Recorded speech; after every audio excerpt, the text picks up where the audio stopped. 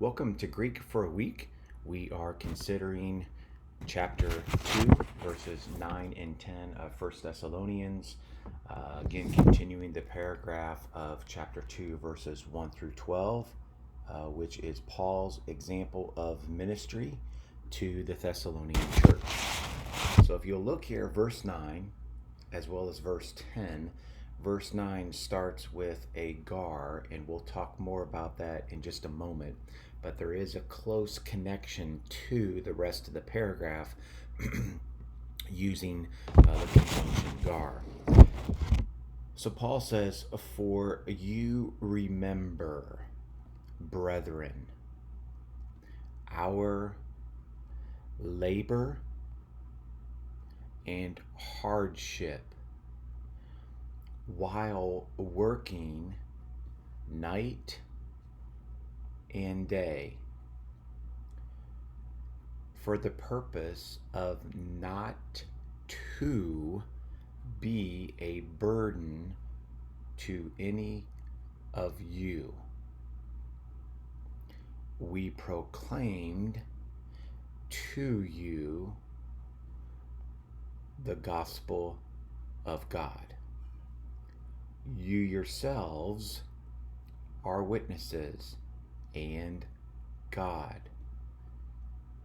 how devoutly and justly and blamelessly we were to you, the ones who believe."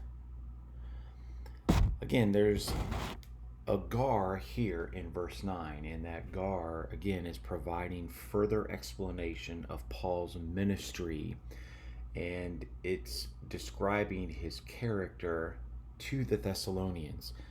So he's helping them see that you recall, you remember just exactly how we behaved among you.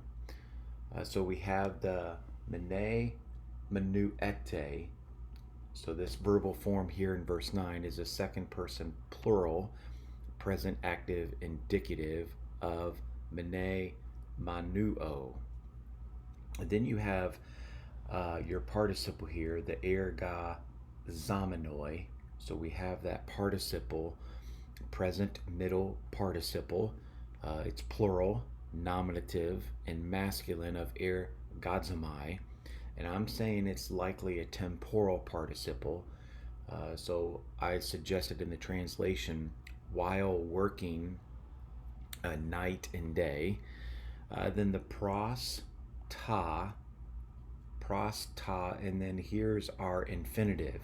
Though the infinitive is negated, it's pra, tas, and then plus the infinitive, which will probably be a purpose infinitive construction.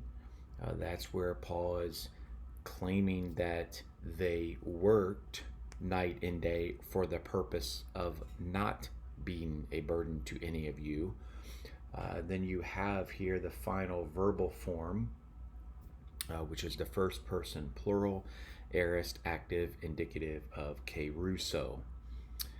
So in this particular verse here, again, Paul's helping them recall and remember what it is that they did, specifically that they worked night and day to not be a burden. Verse 10, have an emphatic pronoun at the beginning, you yourselves. And then here, you are witnesses, and God also. He's saying God also is a witness. 2, and then he gives several adverbs of manner. Okay, so here's our list, and you can notice the adverbs here with the os ending. So each one of these describe and demonstrate how Paul behaved. And then you have a adjectival participle here, the tois pistou usin.